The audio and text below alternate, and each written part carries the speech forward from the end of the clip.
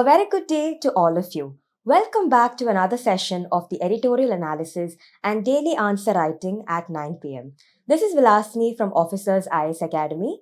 Those of you who are watching this video for the first time, please check out the first video of this very playlist to be a part of the answer writing initiative.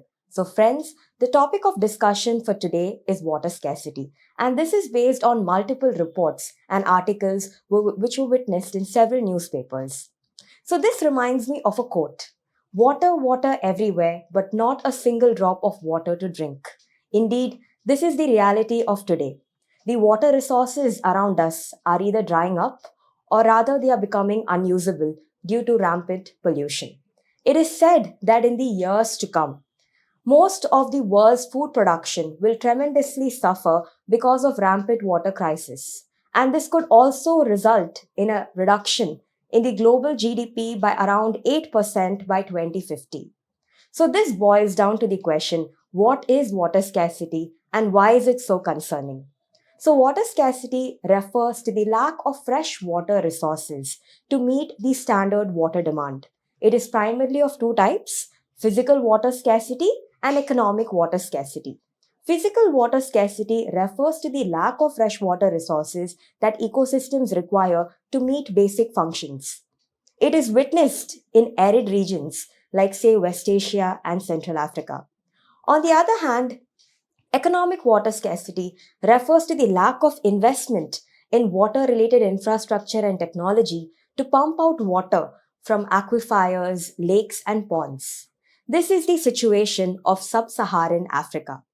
Now that we have an idea of the global scenario, let's talk about the Indian situation. As we all know, India has overtaken China to become the most populous country in the world. Having around more than 16% of the global population, India has access to only 4% of water resources. As per Niti Aayog's Composite Water Management Index, India is facing severe water crisis. And in very recent times, the city of Bangalore experienced what is called as Day Zero. Sounds like a very fancy term, isn't it? Day Zero refers to the situation in which the existing water resources will completely dry up. And this is a situation in several parts of the world today. Now that we have an idea of all of this situation underscores the fact that right to clean drinking water is a fundamental human right. So let us understand the causes of water scarcity. The primary root cause is deforestation. Around the world, several trees are being chopped down in the name of development. The beautiful Amazon forests, which are also often referred to as the lungs of the earth, are reeling under great stress. They say that the Amazonian region has reached a tipping point. The term tipping point refers to a completely irreversible change. They say in the years to come, the condition in which Amazon forest is in right now, it can never be back the same.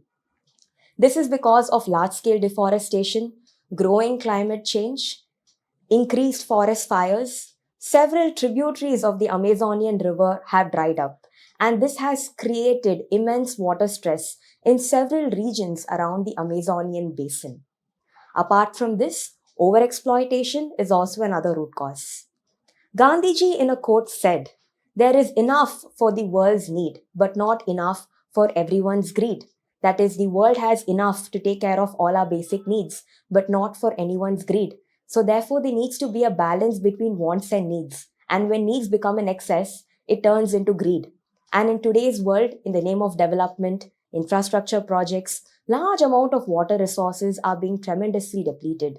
Apart from that, the primary root cause is also climate change. With increasing climate change around the world, rainfall patterns are getting altered, heat waves are increasing.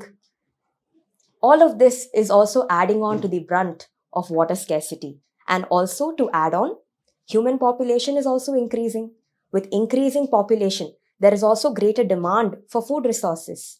And this is also creating a stress on the water resources that we have. Now that we get an idea of what the overall causes for water scarcity are, let us talk about the Indian picture. So in the context of India, there has been a great seasonal variability in rainfall or monsoonal pattern, and this has primarily been attributed to climate change. Apart from this, the increasing population in our country also means greater need for more water resources. Next, it is also said that the marginalized communities suffer more because getting access to clean water is becoming much more difficult. Also, we should understand that most of the crops that we grow in our country are water intensive crops. And we are indeed losing a large amount of our water in the form of virtual water trade, which is nothing but water lost in the form of exports. So, therefore, what are some measures that we can take? So, yes, all of this underscores the fact that nature based solutions is the order of the day. So, what do you understand by this term, nature based solutions? It refers to solutions offered by nature to deal with issues such as pollution and climate change, rather than being dependent on man made technological interventions. For example, we can grow Miyawaki forests in urban areas to ensure that groundwater recharge is taking place. We can learn from the examples of other countries. For example, China has Spawn City model through which excess stormwater is collected and trapped in wetlands. Apart from this, we can also invest in rainwater harvesting in many commercial complexes. Before industrial projects are being sanctioned, environmental impact assessments can be undertaken.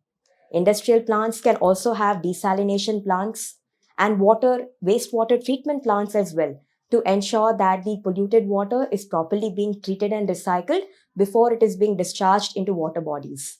Apart from this, corporates can also play a role through the initiatives of corporate social responsibility. They can undertake lake restoration projects. At the same time, citizens like us can also take part actively to ensure that water conservation is taking place. For example, in many parts of our country, a concept called Pani Samitis exists, where members actively take part to take decisions on how water resources need to be managed as well as utilized. So, friends, water crisis and water scarcity are important pressing problems that the world is facing today.